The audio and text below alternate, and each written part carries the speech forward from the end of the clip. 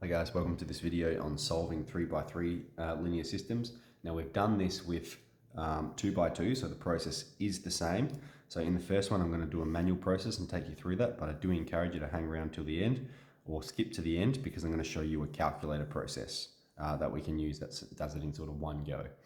So let's process this one. We've got here's the system of equations and we've written it as a augmented matrix.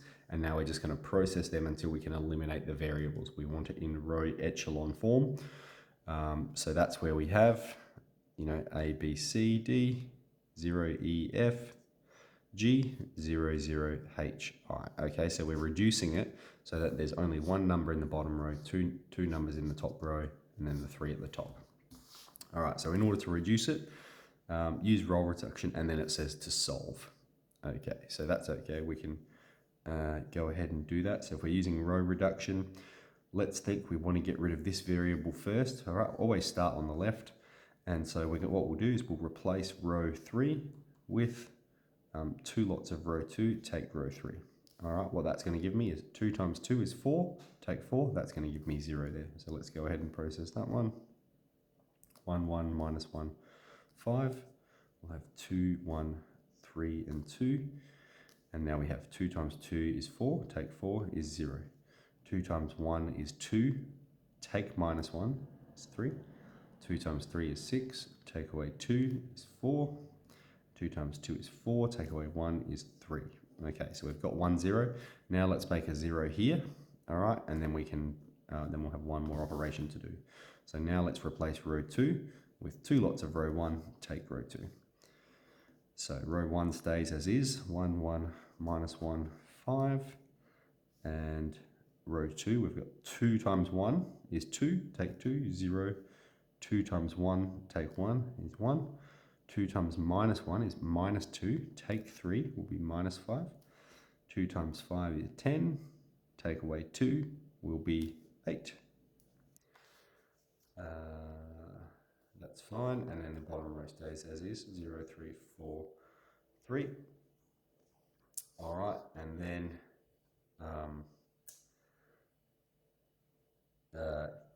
now we can solve these two. All right, so we'll replace row 3 again, this time with 3 lots of row 1, take row 3, 3 lots of row 2.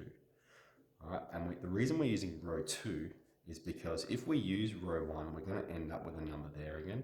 So we don't want to do that. We have to use this row where we have zeros in the first column. So we're replacing row 3 with 3 lots of row 2, take away row 3. So row 1 stays as is. Row 2 is 0, 1, minus 5, and 8 stays as is. And row 3, what we have is we've got 3 times 0, take 0, so that stays as a 0. All right, that's the important part about this one. 3 times 1, take 3 is 0. 3 times minus 5 is minus 15. Take away 4 will be minus 19. And then we have 24. Take away 3. So 3 times 8 is 24. Take away 3 will be 21. Okay, and so that now we've got it in what we call row echelon form. We've reduced it so that we have that form represented. And what this means is we've got minus 19z is equal to positive 21. So z equals 21 on 19, negative of it. All right, so we've got z value, and then we've got y, take 5z equals 8. Okay, so we can plug that in to solve for y, and then we've got x plus y, take z is 5, and so we can, once we've processed those, we can plug x and y in to solve z. Now, one way we can solve on our calculator, of course, is in simultaneous equation solver, right? All right, but I'm going to show you a different trick today. So in simultaneous equation, we can put in all the unknowns. I've put it in already. We solve, and we can see that was our z value we obtained, and we get y and x correspondingly. All right, now another thing we can do is, because we're often asked to reduce it to row echelon form, right? And so we can actually get our calculator to do that, and we can even augment the matrix on our calculator as well. So what we should do, we're going to press, let's move on to the second one. We're going to do B here. and we're going to go math and a matrix. And this matrix here has 3 rows and 4 columns. So it's a 3 by 4 matrix. So what I did there is I pressed M by N. It doesn't satisfy any of these basic ones, so we have to make up a non-standard matrix, 3 rows, 4 columns. And we input the coefficients. So we've got 2, 3, 1, 1, 1, minus 1, 1, minus 2. I am looking at here. We've got 2, minus 2, 2, and minus 4. And what we should do is we should assign that to matrix A. So the way we can do that is we can use this arrow here. Okay, we can press the across arrow. So watch carefully. Get the light off for you. We're going to press the across arrow, and we're going to press what we want that to be is option matrix. Sorry, I need to press shift, not option. Shift matrix. All right, so the matrix button's there, and then alpha A, and we can make that matrix A. Okay, so now we've defined that as matrix A. Now what we're going to do is we're going to go into it's not, here it is, yep, so see that one there. So back at the main menu, we can press math and then matrix vector. No, sorry, let me figure this out.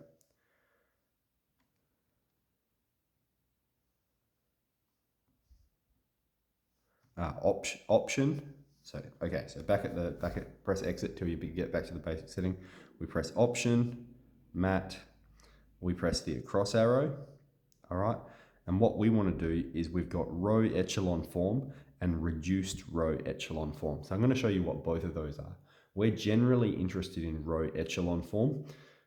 So we can go row echelon form of, and then matrix alpha A. All right, and if we process that, it's going to process it all for us and reduce it to its row echelon form. Okay. The other thing we can do is put it in reduced row echelon form.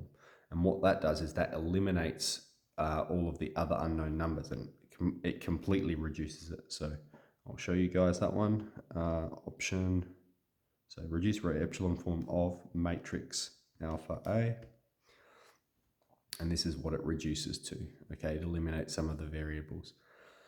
Now, let's go back to this matrix. All right, so if we process this one, here's what we're going to get once we reduce it with all the operations.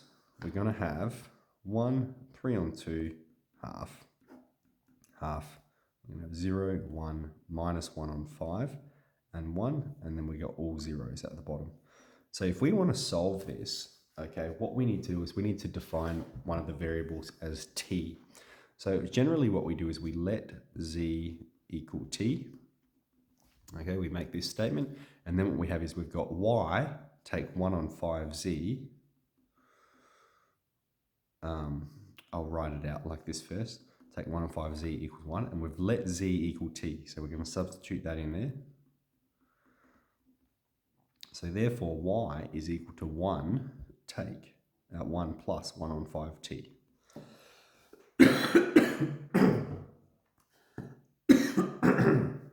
And so what we have here is the equation of a line, isn't it? All right, so it's got a parameter and a coordinate. And then we'll do it for x. Well, we've got x plus 3 on 2y plus half t is equal to half. All right, I'm getting that from here. And then we've got, well, y is this one in here. So we've got x plus 3 on 2 times 1 plus 1 on 5t plus half t equals half. And we can go through and solve for x. I'll process this one for you guys. X plus 3 on 2 plus, we're going to have 3 on 10t plus half of t is equal to half. So if we have half, take 3 on 2, that's going to be minus half. And here we've got 3 on 10t plus 5 on 10t, that's going to be 8 on 10t, and we're subtracting it, minus 4 on 5t. All right, and what do we notice about the reduced row echelon form? One lot of x